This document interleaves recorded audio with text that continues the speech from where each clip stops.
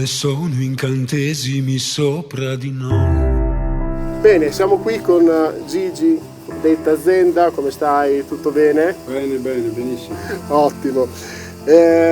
Cosa ci proponete questa sera e che legame c'è fra antistasis, resistenza e delle strutture come queste che stanno resistendo da migliaia di anni? Allora, rispondo alla prima domanda. Stasera proponiamo uno spettacolo che è diverso da quello che solitamente la gente è abituata a vedere da noi, anche se ormai da 2 o 3 anni la stiamo abituando, perché noi ci abbiamo impiegato quasi 30 anni a convincerci di allestire uno spettacolo completamente acustico come quello che sarà stasera, a differenza invece degli altri che voi conoscete bene, che sono molto elettrici e pieni di energia. Un altro tipo di energia, voglio dire, pieni di casino, di rumore. Esatto. Allora, cosa c'è? Beh sì, antistasi, che è la traduzione del greco moderno della parola resistenza. Questo posto che vive da millenni ha resistito fino adesso e credo che resisterà ancora. Se ne frega di tutto ciò che passa. E di tutto ciò che gli facciamo noi. Di quello che gli facciamo noi, ed è giusto che sia così. Esatto. E come chiedevo prima anche agli altri tuoi colleghi, noi veniamo dal continente per poter visitare queste bellezze e poter capire anche un pezzettino della nostra storia, perché anche se queste cose noi le abbiamo in continente, però comunque la nostra storia, la nostra preistoria passa anche da qui. Che effetto fa per un sardo avere queste cose a casa e come le vive? Magari ci immaginiamo anche, non so, che da bambini venivate a giocare nei nuraghe, nei pozzi sacri, eccetera. Guarda, quando si vive in un posto, poi ci si abitua, no, a vedere le cose. Io personalmente, che vivo a Sassari, ho iniziato a conoscere i nuraghi attraverso le prime gite delle scuole medie. Mi ricordo la prima gita che abbiamo fatto è stata a Barughe, nel villaggio nuragico. Bello. Ed è stata una grande sorpresa anche per me. Però poi quando è un po' come il mare, no?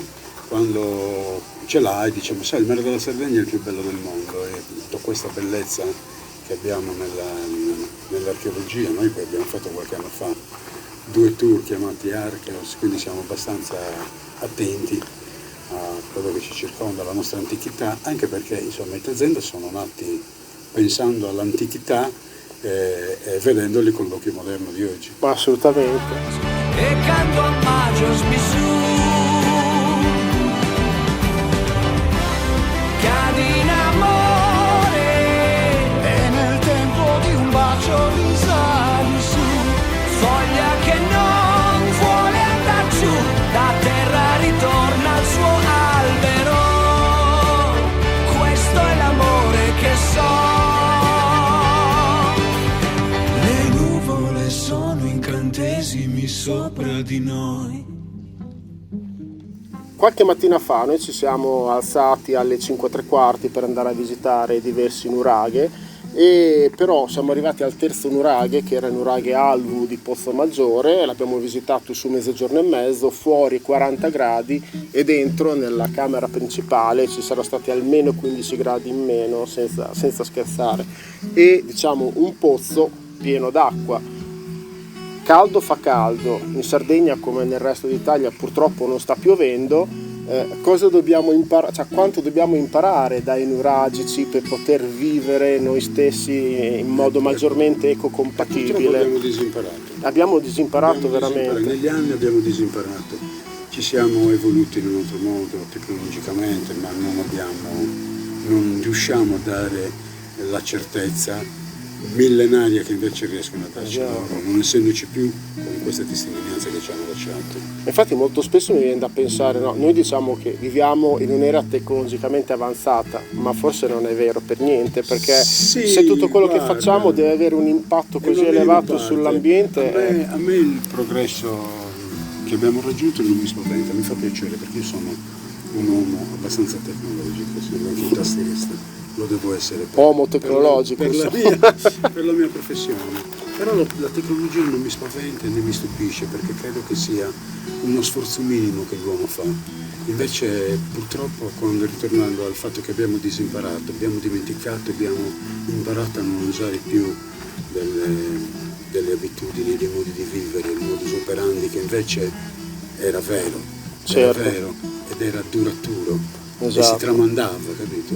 Ma poi comunque Nelle generazioni. è un qualcosa che, cioè, noi il 95% del tempo che passiamo lo trascorriamo a organizzarci la giornata logisticamente, a pensare come sistemare le cose, Poi siamo eccetera.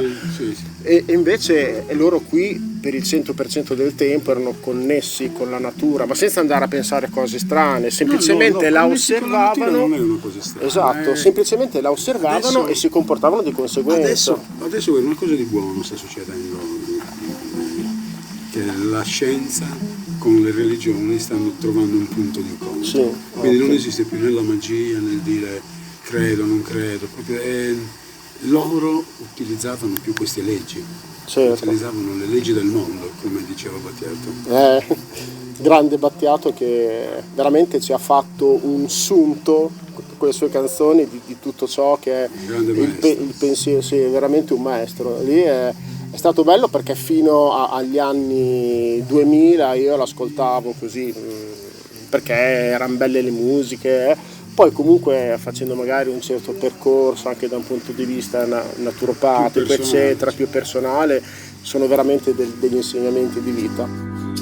Se l'amore nutre ogni molecola e fa sorridere. Tu hai qualche monumento, diciamo, preferito, fra virgolette, fra Nuraghe, Domus Deianas, posti sacri, dove magari ogni tanto ti vai a ritirare, vai a pensare, ti vai a rilassare? Guarda, purtroppo Che no, però te ne preferisci? cito una che è la più vicina a dove vivo io ed è una ziccurat che è ancora più antica di queste cose che stai nominando tu. Sì. Ed è la ziccurat che si trova a Monte d'Accordi, Certo. nella strada tra Porto Torres e Sassari, 2001 BIOS. Bios, esatto. Ma ancora prima noi, ti racconto una chicchetta, quando abbiamo formato il Sole Nero, ti parlo Sì. del 1978, avevamo una sala prove a Monte d'Accordi e noi entravamo tutti i giorni in questo viottolo e quando entravamo in questo casolare bellissimo vedevamo la ziccurat. Bellissimo. Io credo che le ziccurat fossero delle piattaforme di atterraggio per quelli che arrivavano dalla Assolutamente. costellazione di Orione. Ma infatti è anche veramente particolare questa cosa che ci sono tantissimi archeologi che non riescono assolutamente a mettersi Ce ne d'accordo sono pochissimi al mondo. La sulla, nostra è sulla- l'unica sulla sul destinazione, ad Mediterraneo. esempio, anche cioè sull'utilizzo, scusa, dei nuraghi, cioè se fossero fortezze, luoghi di culto, eccetera. Quindi, Erano un po' tutto, erano anche abitazioni, esatto. erano posti di riunione, erano E luoghi quindi di cioè, culto. volevo proprio arrivare al concetto che forse non riusciremo, con la mente di oggi, non riusciremo mai a sapere esattamente a cosa servisse una ziggurat o Vabbè, e teniamoci il mistero. dai. teniamoci il mistero Che ci fa vivere meglio. e che ci alimenta la fantasia.